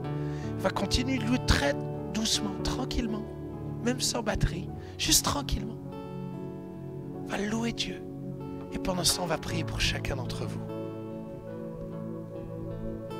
Bon, il y a juste une parole que Jérémie va donner, mais qu'on puisse vraiment rester attentif à Dieu. Ne pas se précipiter. Ne pas, tout d'un coup, ne plus être attentif. Parce que Dieu est là. Il y a juste une jeune fille, tu es là, tu t'es avancé. Et Dieu te dit juste que tu as été séduite par ce jeune homme. Et aujourd'hui, tu es comme enchaîné par cette personne. Seigneur te dit ce soir, mais fais le choix, fais le pas de te séparer, d'arrêter. Parce qu'au plus profond de toi-même, et je t'ai parlé déjà plusieurs fois, qu'il faut que tu arrêtes, que tu cesses, que tu coupes ce lien. Et ce soir, tu t'avances. Et je te donne la force de confesser. Je te donne la force d'en parler pour que tu puisses être libre et puis être sous l'emprise de ce jeune homme qui aujourd'hui t'éloigne de plus en plus de moi et qui va t'emmener à te détruire et aller bien au-delà de ce que toi tu peux imaginer. Ce que j'attends de toi ce soir, c'est que tu fasses le pas, c'est que tu prennes une décision et que tu confesses ton péché. Tu dis le Seigneur qui t'aime. Yes. Alléluia. Voilà, ils sont sur les côtés. N'hésitez pas à vous approcher là, sur les côtés. Vous qui avez besoin de prier, on va prendre le temps et puis on va continuer d'adorer Dieu. Si tu t'es pas avancé pour l'instant et que tu sens que tu es tiraillé et qu'à un moment donné tu as le courage, tu peux venir à tout moment. Les bras sont grands ouverts. Continuons de chanter et de louer et d'adorer le Seigneur.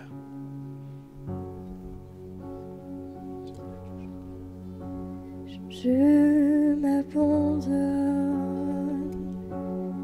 je m'abandonne, je veux te connaître plus, je veux te connaître plus, je m'abandonne, je m'abandonne, je veux te connaître plus, je veux te connaître plus. Me voici à genoux devant toi, j'abandonne tout, j'abandonne tout. Mes seuls désirs, alors que tu m'attires, c'est d'être avec toi, c'est d'être avec toi. Mon seul désir,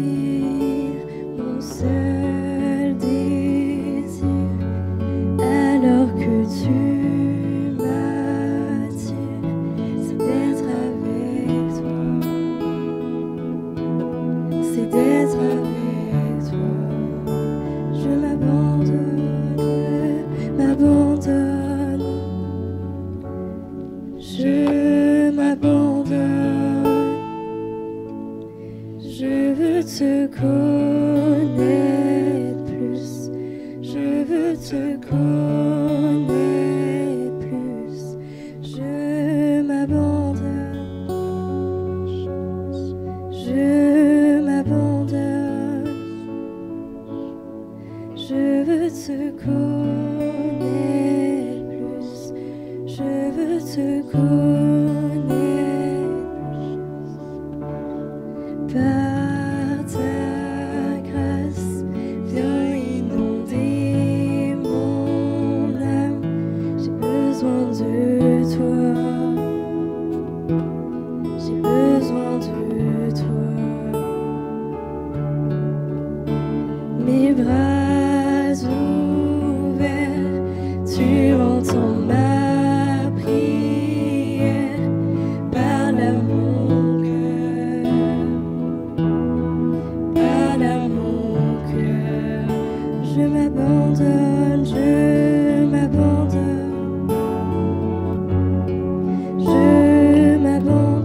Chante-le de tout ton cœur.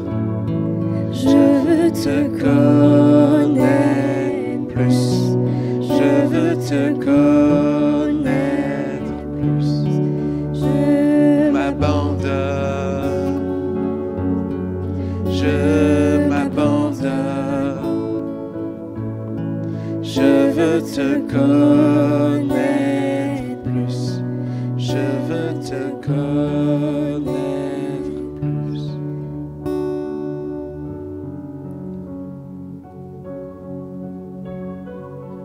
Le Seigneur veut parler à plusieurs et Dieu te dit, tu m'as invité dans ta vie. Mais tu me laisses souvent poireauter dans ton salon, alors que tu t'occupes à plein de choses sans moi. Tu agis par toi-même, tu te comportes par toi-même. Et tu essayes de t'appliquer à ne rien faire de grave. Mais alors que tu t'appliques à ne rien faire de diable, tu nourris ton orgueil. Cet orgueil qui grandit. Cet orgueil de croire que tu es quelqu'un de bien. Cet orgueil de croire que t'es pas si mal. Et que dans tous les cas, Dieu est avec toi. Mais Dieu te dit, si tu laisses ton orgueil continuer de grandir, alors je devrais me retirer de toi.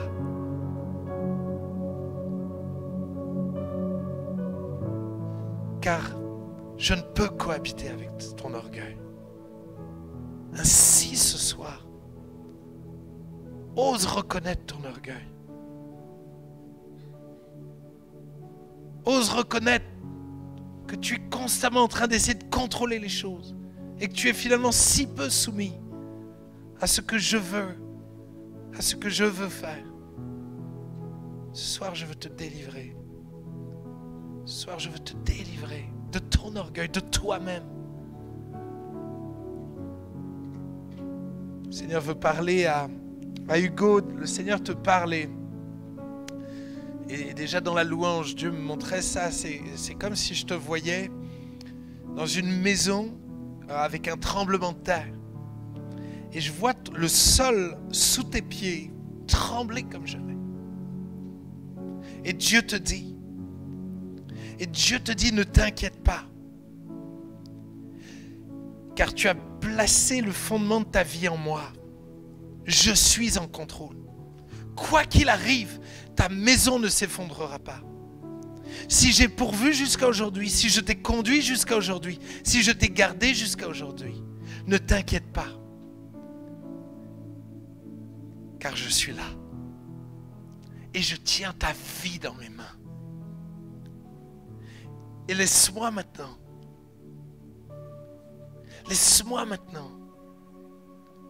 t'apprendre des choses. Je veux te mener plus loin, je veux te faire grandir dans ta foi. Je veux te donner de l'assurance. Je veux te donner de l'autorité. Je veux te donner du courage. Et cette assurance qui fait que tu tiens ferme dans l'adversité va devenir une assurance pour me servir, pour devenir réellement un instrument dans mes mains. Le Seigneur veut également parler à quelqu'un. Tu as des problèmes au niveau de tes oreilles et Dieu veut te guérir. Il pose sa main sur toi. Il veut te guérir. Je ne sais pas ce que c'est, j'ai aucune idée. Mais ce que je sais, c'est qu'il te guérit. Mais Dieu te dit, je te guéris parce que je t'aime. Mais j'ai des rêves bien plus grands pour toi. Je veux faire bien plus que te guérir. Un peu comme Pierre. Satan cherche à te cribler. Mais convertis-toi.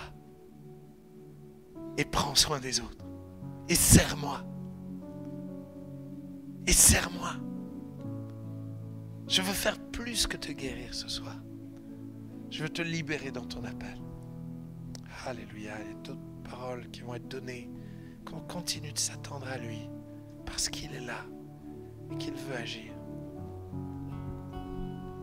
Seigneur me montre une image d'une personne qui est dans une barque et qui rame juste, qui essaye d'avancer mais qui n'arrive pas. Et juste derrière toi, il y a comme un poids, comme plein de bagages en fait qui sont là et qui t'empêchent d'avancer. Et Jésus aimerait que tu jettes ces bagages dans la mer, que tu les laisses derrière toi, pour que lui puisse venir prendre la place, qu'il puisse venir dans ta barque.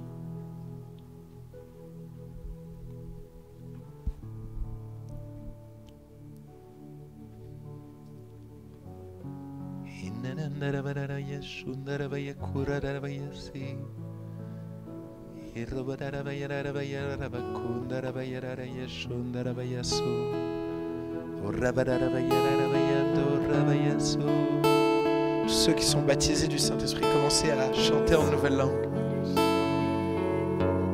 L'Esprit de Dieu aimerait maintenant remplir tous ceux qui sont là et qui ne sont pas baptisés du Saint-Esprit.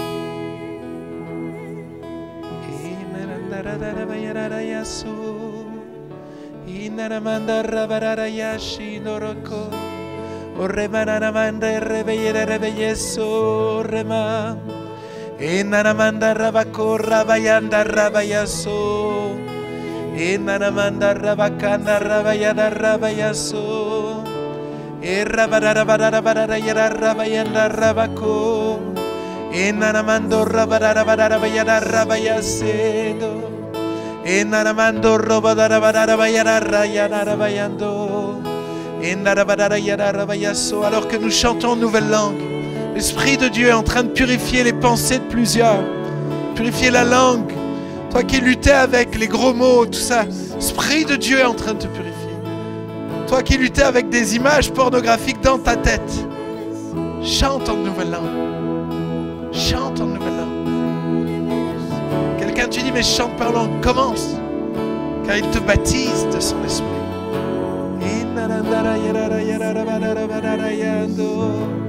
Irrabarabacora bararabayara rabayande remeyendo. Irrabarabarabayara rabacando rabararabayaso. Enanamando robodorobodobayado rocondo rabayasi. Enonamanda rabararabayashendo roco. Enanamando robodorobodobayara rabayara rabayacondo rabayaso. Enanamando rabararabayara rabayaso. Enanamando rabadarabadarabadarabadarabadara rabadarabayase. Errabadarabadarabadarabadarabadabacorrobodoroyosho.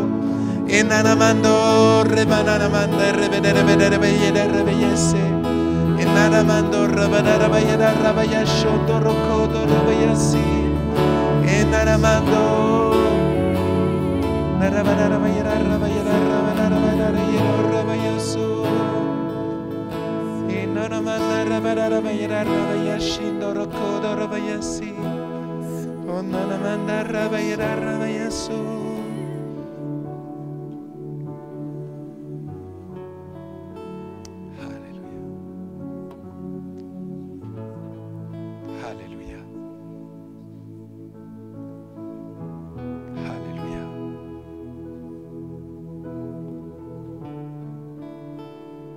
Terminons en chantant juste Alléluia.